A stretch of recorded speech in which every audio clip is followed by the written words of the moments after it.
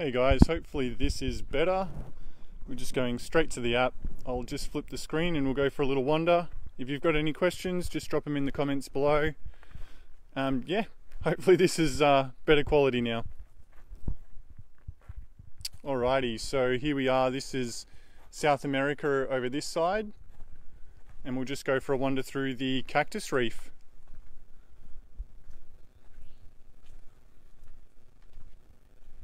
I'm sure this is a lot better now because there's less wind as well. Just drop in the comments below where you're tuning in from. We'd love to know where people are tuning in from today. So this is what we call grafting, which is where we take a plant. The plant that's on the bottom is the host, so we chop the top off it, and then we chop the bottom off the plant that's going to go on top, and we graft them together. And if you do it right, they'll grow together like this one has. And I guess what's special about this is a big Echinopsis crest, and when we graft it onto something like the Trichocereus that's underneath it, we get really quick growth. So now we've got this beautiful big Echinopsis crest. It's gorgeous. And just to give you an example, this is one that's just growing on its own roots. And they would have been planted here at a similar time, at a similar size. And you can just see the difference there. Alrighty, drop some questions below.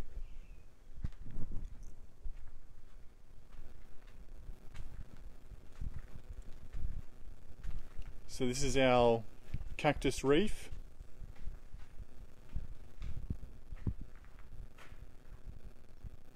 This is Euphorbia amac, which is a really popular euphorbia with a nice yellow colour to it. The beauty of growing euphorbias is they can handle a little bit lower light usually. So in here during the summer we put a shade house roof on, and then in the winter we cover it all in with plastic again. Some of these plants aren't frost hardy, so they do need the protection from the cold winters and the frosts. But as you can see, as we walk around, you can just see how well they'll grow in the right conditions, and the colours are much more vibrant in here than what they would be if you grew them outdoors, because the sun will bleach the colour out of things a little bit, and especially here where we get really harsh hot summers. So this is a Echinocereus, and this is a hybrid version of what most people would know as a golden ball. So this is a white-spined Echinocereus, and then just above it you've got a golden ball, so a golden echino. So that's, I believe it's Echinocereus grissonii. Maybe someone will correct me in the comments if I've got that wrong. I'm just wondering, is anyone... Yeah, here we go. Lachlan Murrell's watching. Hey Loch, how are you, mate? Long time no see. Lachlan's got some of the best coffee in Melbourne. I bet he can't wait to open up again.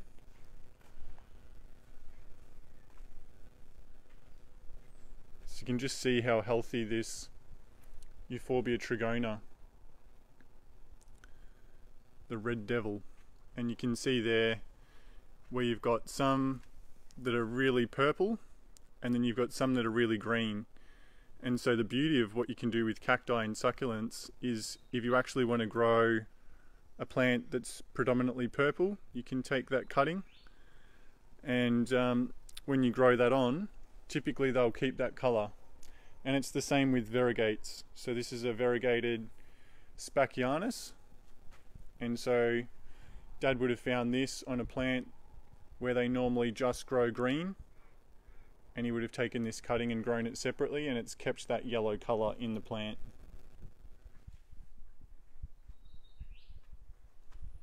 If you've got any questions as we go, just drop them in the comments below.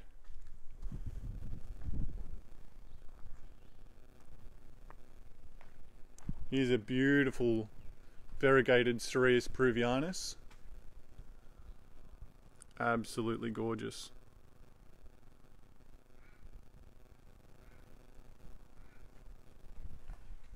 Now I've got one in here, a couple in here actually, that are really popular. Get a lot of inquiries for blue plants. We've got some bigger ones on the other side, but just to give you an idea. Pilocereus. And this is I think it's a variegated ivory curl. Some really choice plants in here.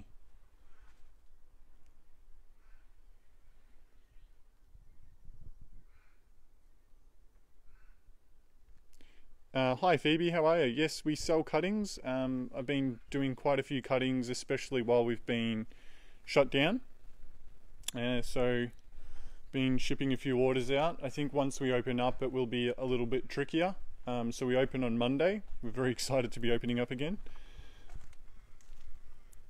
And we do tours as well, so on Saturday nights, and we haven't announced an opening date for that event yet, but we do what we call a night tour, and if you buy tickets online you can come and have a burrito bar, which is where you get to make your own burrito, and go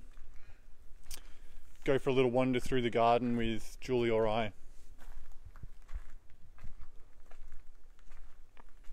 Some of the oldest plants in our garden would be probably 50, maybe 60 years old now, but they've done the majority of their growing in our garden. So a lot of these plants would have been small in pots when we started it. And so everything that you see, you're talking about 32 years of growth. Especially this is the oldest part of the garden, so out here we've got some of our oldest plants.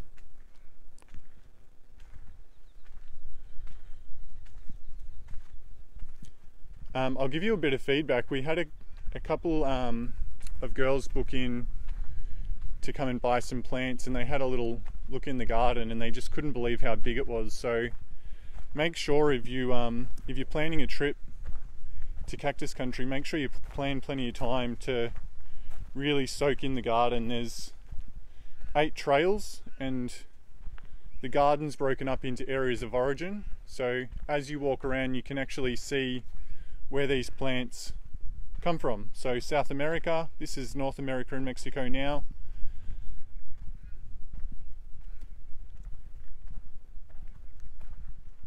And we might just go for a little wander up into South America next.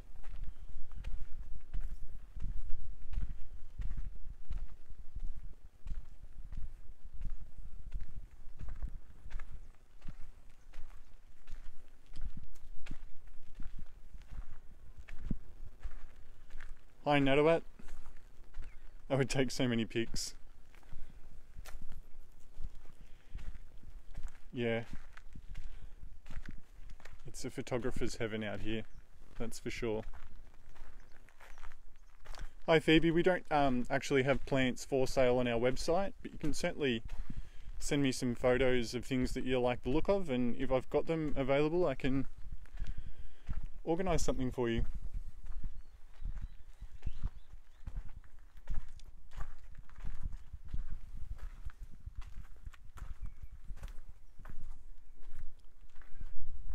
Oh wow, thanks for tuning in from Thailand.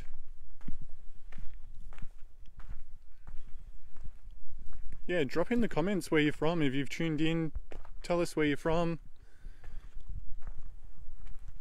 If you grow any cacti at home, let us know what cacti you're growing.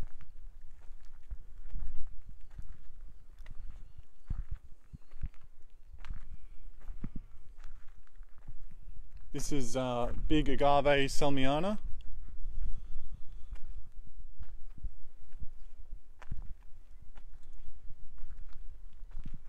Thanks for tuning in, Teresa. Where in Australia are you from?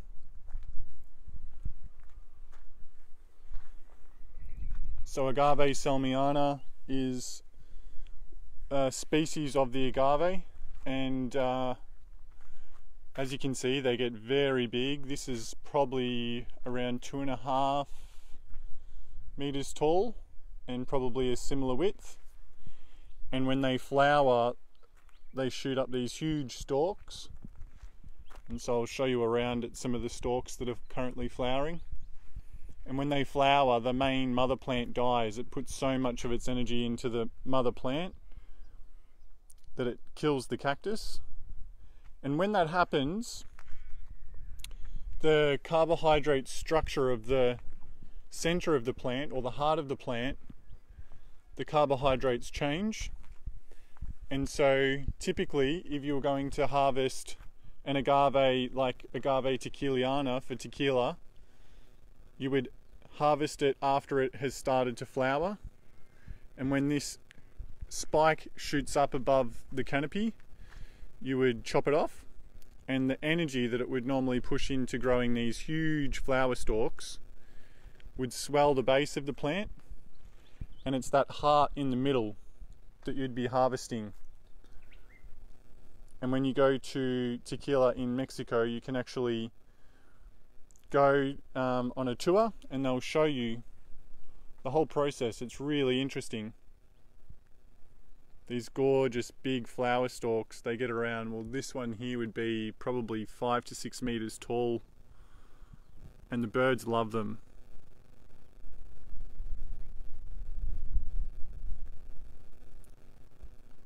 Yes, I do have some saguaros. I'll show you in a minute.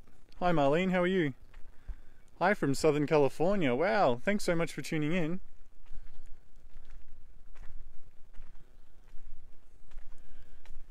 ¿Cuántos años tiene? I think that's how old are they? Some of the oldest plants in our garden would be around 60 years old, but they've done the majority of their growing here in our garden. So a lot of them just started as small, and they've done the majority of their growing in about 32 years. Will be 32 years since we opened in October. Now over the back there, that's the tallest saguaro we have. We'll go check that out a little bit later. Do we get the cochineal bugs on the prickly pear here in Australia like they do in South America? I don't think we do. I think from memory, and I could be wrong, Julie, but the cochineal bugs are the ones that they make a colouring, like a food colouring or a dye of some type from. They're really interesting. I don't think that we get them in Australia. If anybody knows the answer, drop it in the comments below. I'd be really interested to hear. Thanks for tuning in, Margaret. Muchas gracias, Glacy.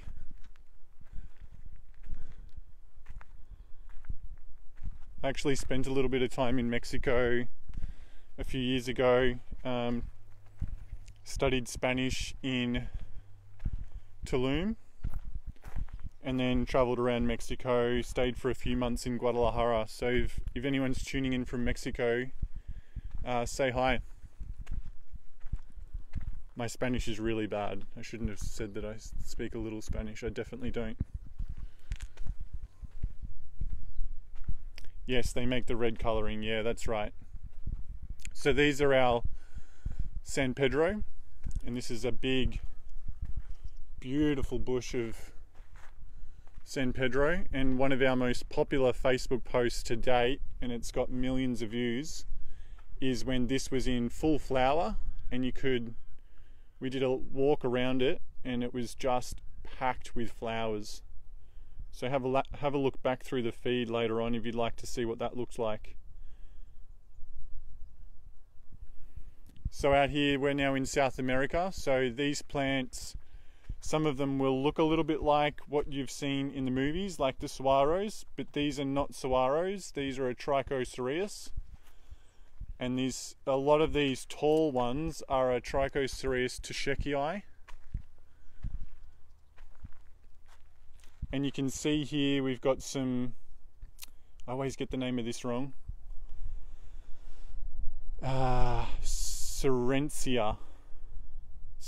I'm pretty sure I've got it right this time. And Serencia are a beautiful plant, and they get really quite big, but the problem is they get really top heavy, and when that happens they typically fall over like this one has. And so a part of our program here in growing hybrid seeds and cross-pollinating flowers in the flowering season is to try and grow plants like this that have gorgeous, this has like a gorgeous red flower. And so we're trying to get coloured flowers into some of our taller plants. So like these big Trichocereus tashekii. We're trying to get a coloured flower to grow on something tall like that because they typically only have white flowers. And what we're trying to do with the Serencia, I hope I've got that name right, someone will tell me, is we're trying to get more structure into the body of the plant so that they won't fall over. Hi Mary, actually that's a really good point. We are in northern Victoria, so we are about 3 hours north of Melbourne. If you just drew a line straight north from the centre of the heart of Melbourne, and where that hits the Murray River, you would be very, very close to bumping into our cactus garden. So as the crow flies, that's where we're located. We are probably around an 8-hour drive from Sydney going south, and then, you know, once you got to the Murray River you would follow the Murray towards Echuca, and we are situated between Echuca and Yarrawonga, or if you know Albury-Wodonga better, we're about an hour and a half from Albury-Wodonga going towards Echuca and Swan Hill and Mildura. Oh, hi from Chile. Thank you, Mary. Thanks for tuning in. Hey, yeah, so a few people have been really interested in how old some of these plants are. So I guess a good point to make about that is just we've got really good growing conditions here. So we get really hot summers and we get cold winters.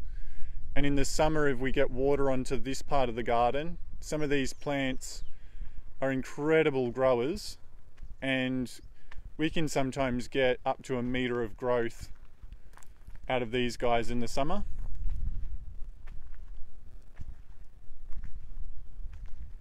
And over here you can see a flower that's finished up. It's closed for the day, and it's a little bit rare for these to flower at this time of year.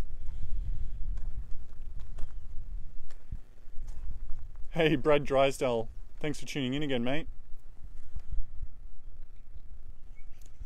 So we've still got quite a bit of seed out here on these trichos.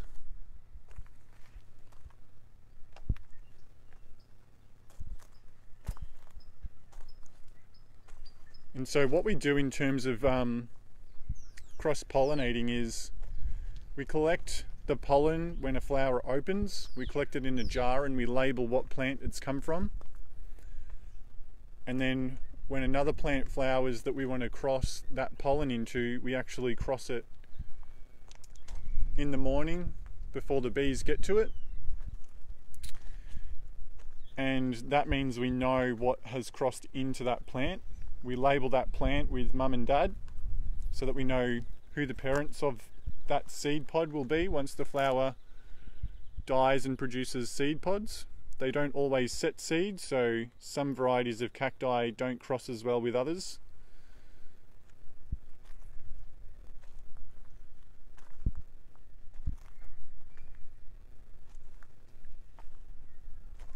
We might even just go over and have a look at this cactus fruit, and I'll try and show you.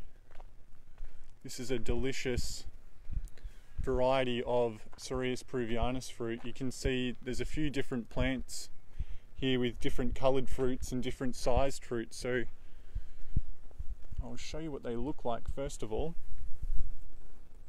So you can just pick them off like an apple. So there's a Cereus peruvianus fruit, and then it's a little bit like an orange. And I'll see if I can set this up and show you. Alrighty, we'll see if this works.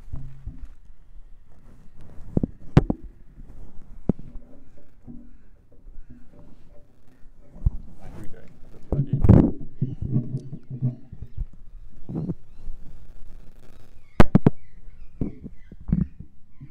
Alrighty. Hey Brad, thanks for that, mate. That's really nice of you. Yeah, Dad really cares about growing great hybrids. I might just turn us so that the light is a little bit easier. Just found a chair in the garden, so this should work. And as you can see, I've got a COVID haircut. That's what it looks like. Alrighty, so here's the fruit. And so essentially you can just get in there by peeling the skin off, and inside you get this really beautiful white flesh with the crunchy seeds, and from that just take a bite. It's really hard to describe what the flavor's like. I try to tell people it's almost got what tastes like a florally taste. It's got the crunch and the texture, a little bit of kiwi fruit, I guess. Yeah, it looks like dragon fruit, but and I haven't had enough dragon fruit to really know, but I think from memory it's a little bit sweeter than dragon fruit. It's delicious. So we make a few products with the fruit that we grow here in the garden. So with the prickly pear and the cereus fruit, we make cactus ice cream and cactus cake. And with the Apuntia Burbank spineless pads, we make cactus cake, and it's really good. Alrighty, we'll continue on. So you can see here a different sized fruit, and then another one over here. And I mean, these are just three that are close together, but we've got hundreds of these plants, all with varying sized fruits and different flavors. This is actually a really gorgeous view from here. You get a really good overlook of the garden.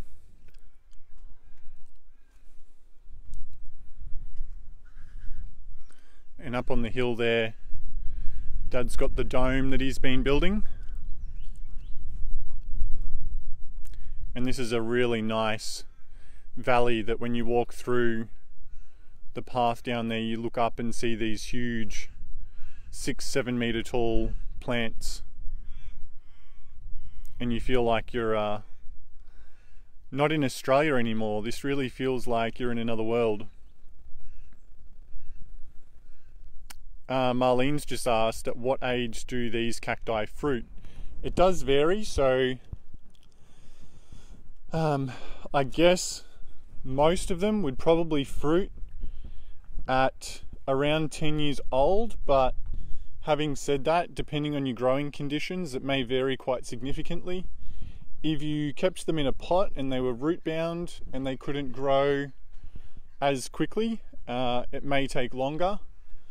You would really want to be planting them out in the hottest part of your garden, and you would want to have 4 seasons, and you would want to make sure that they get pollinated when they flower to get fruit. So there would be a few conditions that would need to all align to really get the fruit on them. And I'm not sure 100% about this next part that I'm thinking. Maybe there is also an advantage in having more than one of these plants here, in that maybe it's the pollen from another plant that also pollinates it and allows it to fruit. I could be wrong about that, but I have heard a lot of people who have these plants in Melbourne, for example, and they don't get fruit even though the plants are just as tall and mature as these ones. Thanks, Natasha, and thanks for tuning in.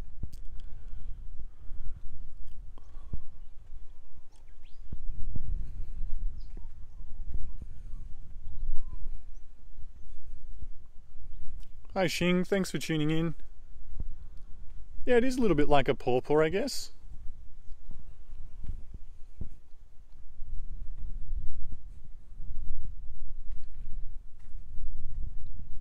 Now we are reopening on the 1st, on this Monday. We'll be reopening. If you could just book tickets online, that'd be great, just so that we've got an idea of how many people are coming and what procedures that we might need to put in place if there's a few more than we might be expecting.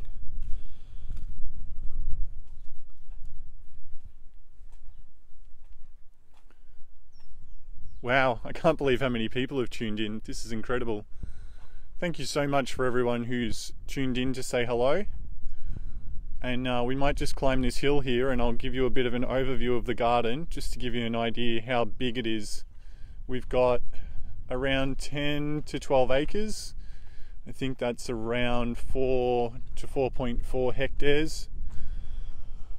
And yeah, you know, Dad was really ahead of his times in building this garden. Back in 1986, when he bought this property, it was a fruit orchard. And actually, if we go up here on the hill, I'll hike up here, 2 seconds.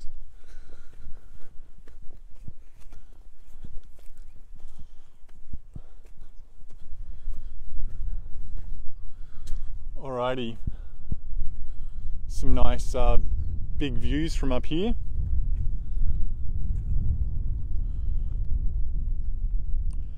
So when Mum and Dad purchased this property back in 1986, this was a peach orchard and no cacti here whatsoever. And Dad had grown up as a boy. He'd actually picked fruit on this orchard, so he knew the soil type here. And if I actually pan around and show you the sand pit we've got here, you can see how sandy the soil is. So the Murray River used to run through this property. About 8,000 years ago there was an ice age, and when the water froze and re-ran, it changed direction. And so that part of the garden is on a heavier soil. It's a little bit more clay based, and that would have been where the bank is. And I imagine that this would have been a river beach here.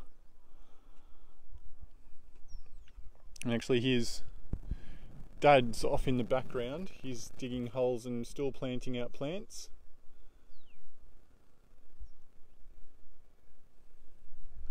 So at 66 or 67, he's still out working the garden. This is absolutely his dream, to build one of the biggest cactus tourist attractions in the world.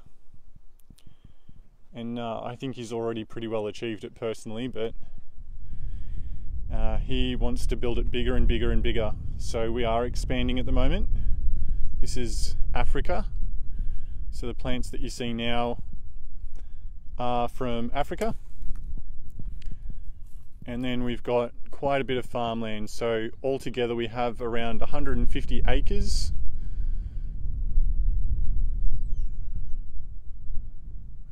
And this is where we're expanding into next. So out here we'll have another 8 acres going in. And this time of year is beautiful, like lots of green grass on all the farms. We've had quite a bit of rain. It's starting to really come along.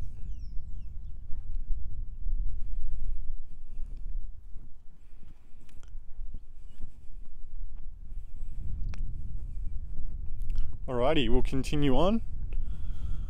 Someone asked earlier about our saguaro, so I'll show you our saguaro. Do you use any trees, non-cacti as shade for plants? Yes, we do. There's a section of the garden where we're growing epiphyllums, and they're a plant that would normally grow up in trees in the, I think in the rainforest. I saw them on a trek to Machu Picchu. They were growing with bromeliads, and they're growing at quite high climates, as high altitudes as well. But they do typically grow in shadier areas. They don't like full sun. And so for that reason, We grow them under those big trees over there. And we've set up a shade house even further shading them. And they're typically a night flower, so they're one that we think will be the star of the show when we continue to run our night tours. So this is Pachycereus pringlei, and you can see it's got a really skinny base and a really heavy and fat top. So it'll be interesting to see if this one stays upright or whether it falls over at some point. But there's another one over here, and it's started to grow some arms, and it's gorgeous. These are some pharaohs on the way over there. Mandy, curious about what's growing in the greenhouse? I'll show you. We'll go have a look in now. That's the greenhouse over the back here. Are plants from Africa predominantly, so we'll go have a look at that in a sec. Here's some really big mounds of mammillaria.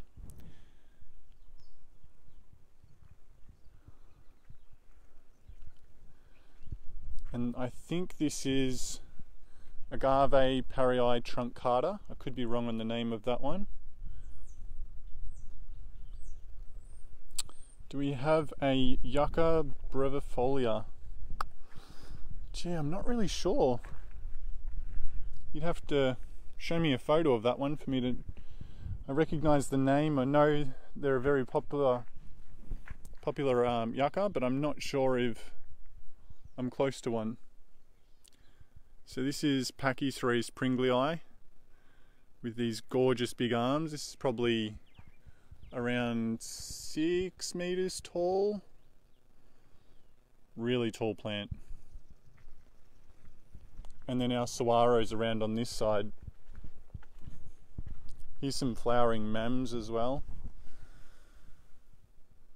They grow these beautiful pink flowers, this variety. Most of the mams do have pink flowers.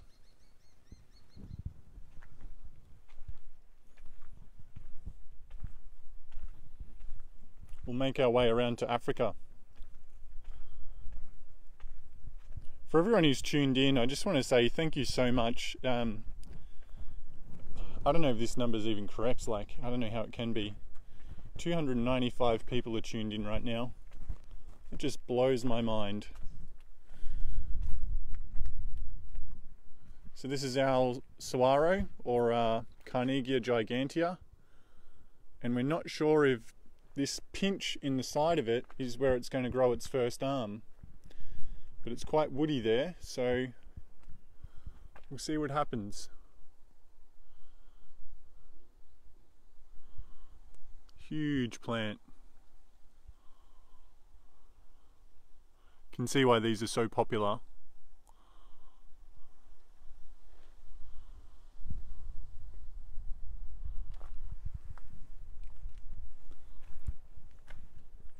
Wow, over 300 people. That's amazing. Does anyone have any more questions? I'm just going to make my way around to Africa. Hi Mimi. The oldest plants in our garden would be around 50, 60 years old, but they've done the majority of their growing here. So the collection was planted in 1986. We opened in 1988. And so since we've opened, it's been around 32 years. A lot of the plants that we planted were small in pots when we started them off. We planted them directly into the soil, and they've really taken off. So even though we've got some quite tall plants here, they've done the majority of that growing in 30 to 34 years. Alright, here's some euphorbia. So we've got a couple of euphorbia hybrids in the front here. These beautiful red tops. Hey Jasper, you just missed it, mate. Sorry. This is a euphorbia amac, and it's probably around 6 meters tall. It's got a real lean going on. We're about to replace this roof in here. We had a big storm that ripped the roof off this hothouse, so we're planning to pull these hoops down and put our 10-meter span roof on this.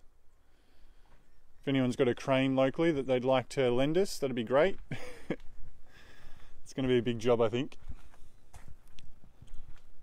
So we'll continue coming around. A lot of people comment on this one as well. I think this was on a feature with David Attenborough, showing the monkeys eating the leaves off this plant. So monkeys will come and pick the leaves off. So you can see it's quite leafy, but then underneath it's got these really strong spines. And this plant is now around 3 meters tall. Won't be long before it'll be pushed up against the roof as well. The garden started in 1986 and opened in 1988. So in October it'll be 32 years since we opened.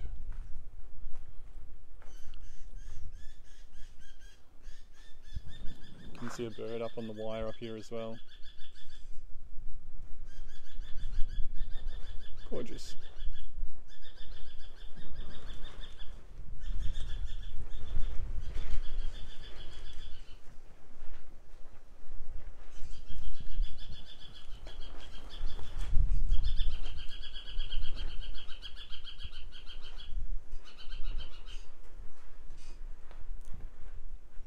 It's one of my favourite parts of the garden in here, and I'll show you this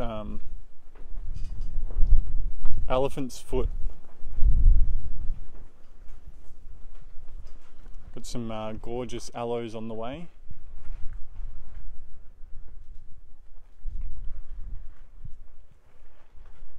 A few different aloes here.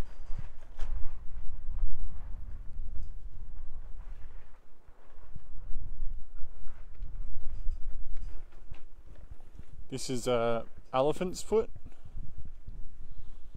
You can see the base of it, and it swells and contracts, which leaves these beautiful patterns.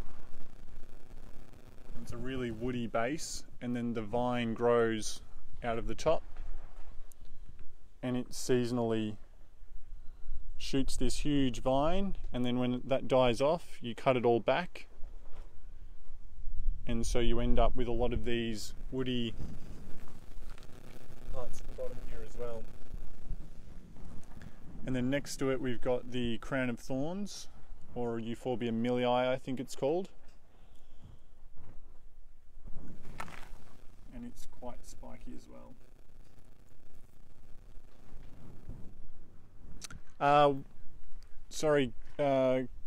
Gaia, we don't really water a lot of the garden. This part here we do, because when it's covered in plastic it won't get any rain on it. But typically the majority of our garden handles all conditions, so cacti are really drought hardy, and especially our mature plants, they can store water that can last them years. So one big storm where they can collect and store water in their body will allow them to survive very long droughts. Because we are a public garden, we do water on the odd occasion, because if it's really dry, they will get quite skinny and shrink into themselves quite a lot, and they just don't look as attractive. And so we do water on the odd occasion just for that reason. Hey Carolina, thanks for tuning in. This is a Euphorbia cow's horn, or Euphorbia grandicornis, and it's a really popular one, and you can see just how much it branches, and it's got this beautiful contrast between the light green skin and the almost white spines. And obviously at this time of year when it's flowering, it is a real showstopper. This is a huge plant now. This plant would be easily 4 to 5 meters wide. We've had a little bit of rot in the middle of it, so it's fallen out, which is what it would probably typically do in the wild, and this is probably how it would spread and survive.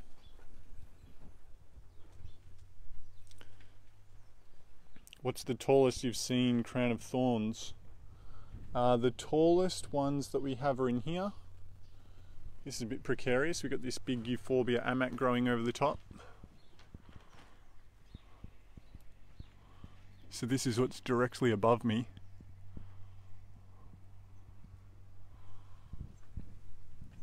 But in here I'd say these are the biggest crown of thorns that we've got. So you've got the pink or pinky red, and then you've got another form which is tends to have a thicker body and bigger flowers and bigger leaves. So the tallest one I've seen, if these are the tallest I've seen, I'd say they get around 50, 60, maybe 70 centimeters tall at the tallest part.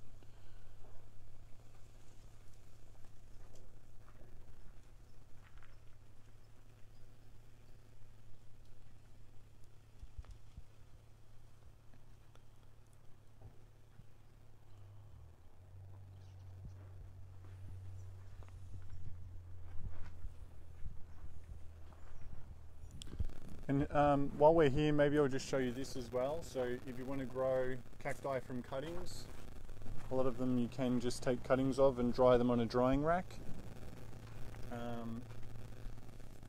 Here's, for example, a Euphorbia cow's horn, and if you grab them between the spines, you can pick them up.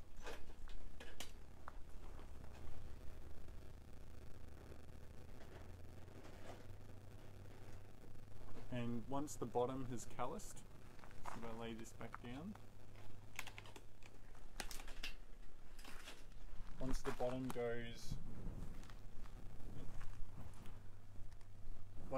goes woody like this, then you can plant that in the ground and the roots will grow back out from where you've cut it. Hi Bronwyn, yes, we are officially reopening on the 1st of June, so Monday, not too far away.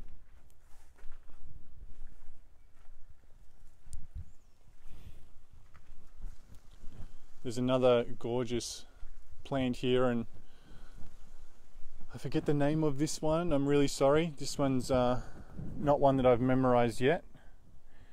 It's number 10 in the purple trail, so you can look it up on the website. We've got our guidebook online, so you can actually go through and find different plants as you walk around the garden. So for example, if you were out here, you'd look up purple trail, go to number 10, and it would give you the name and a little bit of information about it. And what I love about this is these beautiful big leaves that it grows.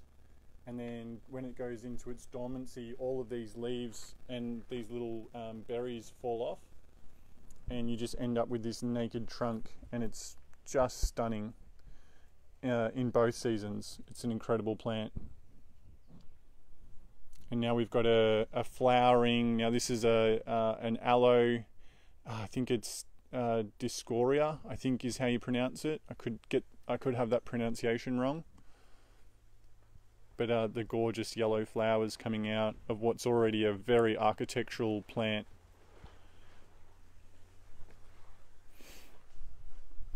Oh, you can't hear me speaking. Is that better? Can you hear me now? I think I must have accidentally knocked the microphone. Wow, over 400 people. This is insane.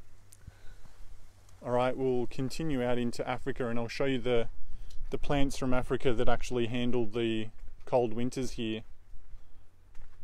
Ah, great, thanks Carly.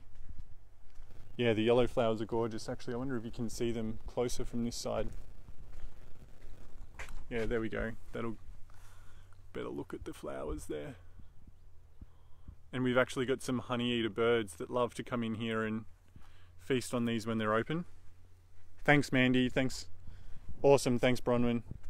Cheers Jason, you guys are awesome, thank you so much.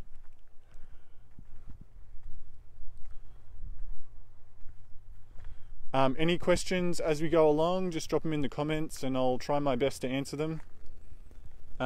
So my dad Jim, he's the one who started this garden, and he's really what you would consider to be a cactus expert. From the age of 5, he started growing cactus seedlings at home. His dad was a gardener and a collector of all plants, and Dad just fell in love with cacti. He loves the architecture of them. And I mean, as those who have been with us for a period of time on this live video have seen, just the range of sizes and shapes, they're just incredible plants.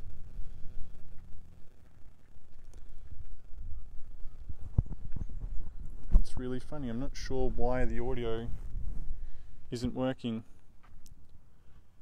Is that laser light roof where the yellow was? Bronwyn, no, it's not laser light there, it is just greenhouse plastic. We use 200 plastic covers from Jeff Miller's. We buy that from in Melbourne. We can't wait to visit again. Great. Sorry, I misread that, Lana, and I thought that the audio had gone again. Lana, we can't wait to be fully open and showing people our amazing garden again. So thank you so much for letting us know. Thanks, Jason. I really appreciate that, and I'll pass the message on. You would love to hear that.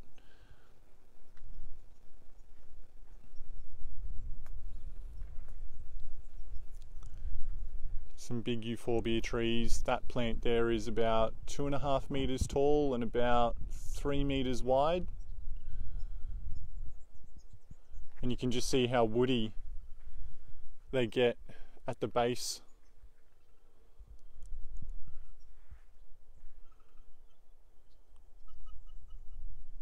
It was a beautiful day today. Tomorrow the weather's not going to be quite as good. Oh, that's what I was going to show you. Sorry, I got distracted before. So this is a Euphorbia resinifera, and this mound of Euphorbia is 1.5 meters tall and 2.5 to 3 meters wide. And there's actually, if you see this rock on the edge here, there's 2 more rocks that size. I'll just put my foot on it to give you an idea of how big that rock is. There's 2 rocks in here that the plant has grown around and continued to keep this almost symmetrical shape. Isn't that stunning? This is absolutely one of my favorite euphorbias. It's gorgeous.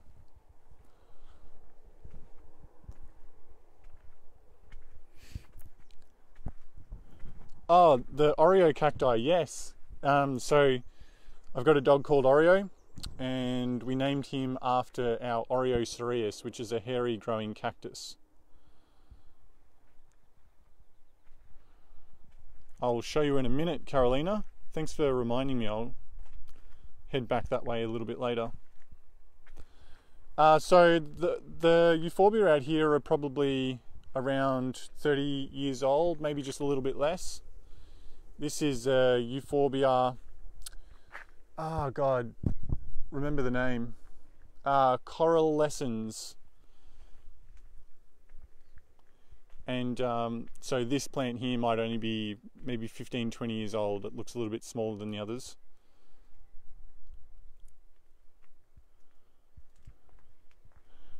Lena, thank you very much. Debbie, thank you so much for sharing. I really appreciate it. These are some of our Euphorbia hybrids that are really, really popular. A lot of people want to get their hands on this one, but as these are the only plants we have, we're not selling them yet, but they are just stunners.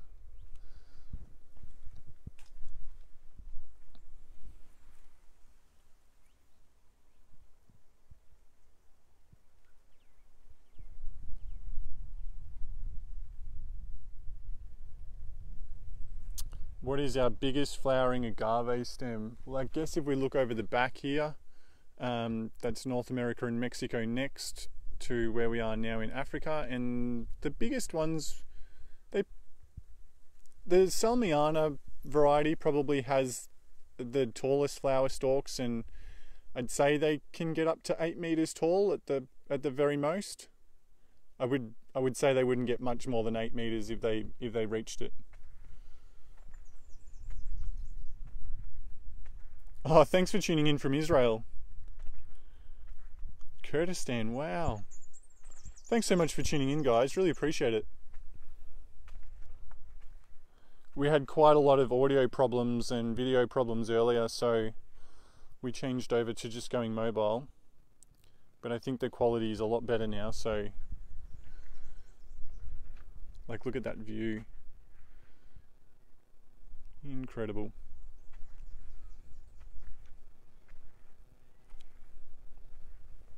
I think next we'll go for a wander down into South America, and we'll have a look at the Oreocereus.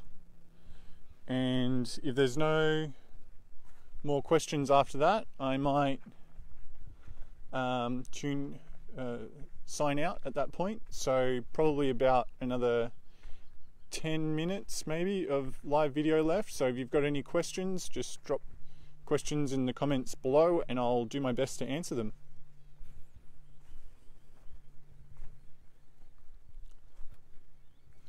So these aloes are just starting to flower as well. Does anyone know what type of aloe this one is? I think it's arborescens or something like that. Jason's after trichos. Okay, great. If I get a chance, we'll go up the back again and I'll show you the trichos. They're definitely some of the most collected plants that I know of. We get a lot of Trichocereus collectors coming in here and drooling over our collection of trichos, so I'll try and make it back out there for you, Jace. Bronwyn, my favourite is probably the Pachycereus pringlei at the moment, just because of how big it is and with gorgeous big arms. After that, I would say the Trichocereus tschekii, just because once again of how big and bold they grow and the size of their spines and the colours that you get. I do love the pharaohs, so these are pharaoh-cacti in front of me now. Some of the agaves, because of how symmetrical they are and the symmetry and the shape of them is gorgeous. For example, this agave Victoria Regina here. And then it probably goes from there into more specialty plants, where you just get gorgeous colours with variegates and crested types of cacti that are just really unique and one-off plants. So we're just getting towards the hairy cacti now, and here's Oreo, speak of the devil. What you up to, buddy?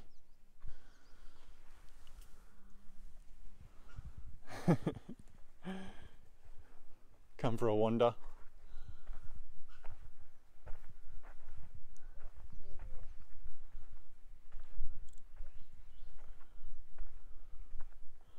Hi Marlene, we don't sell the fruit, but we do make cactus ice cream with the fruit. So you can get the cereus or the prickly pear fruit, and we make that into an ice cream. It's just delicious. But if you're here and it's ripe and you want to try it, just ask one of the staff or myself if I'm around, and I'll go and pick you one and you can try it. So these are the Oreocereus here, and this is actually, now with the sun starting to set, we're going to get some different looks around. So this is Old Man of the Andes, really hairy cacti, grow at high altitudes in the Andes, and the hair protects them from the high UV light and also from extreme cold weather. And if these just got dew in the morning, the dew would collect on the hair and you could see it would run down to the base of the plant. And because cacti have such a shallow root system, they'd be able to collect that water. And so they could potentially survive for months with just dew. And here's Mum in the background.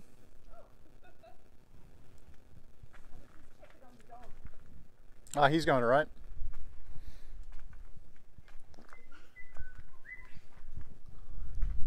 Mum, you're live with almost 400 people. Wow. Yeah. Isn't that incredible? Incredible. Leanne wants to know how to do it so she can see. Ah, nice. Tell her she'll have to jump on Facebook and go check it out. Yeah. And you can see Oreo's removing one of the skulls from the garden.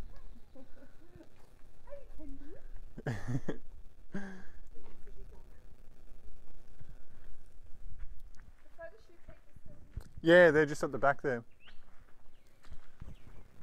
Alrighty guys, I think I'm going to call it a day. Thank you so much for everyone who tuned in and asked questions. Yeah, he is a beautiful dog, Carolina. Debbie says hi to Mum, I'll let her know. Alright, I gotta go and get the dog. Catch you later guys.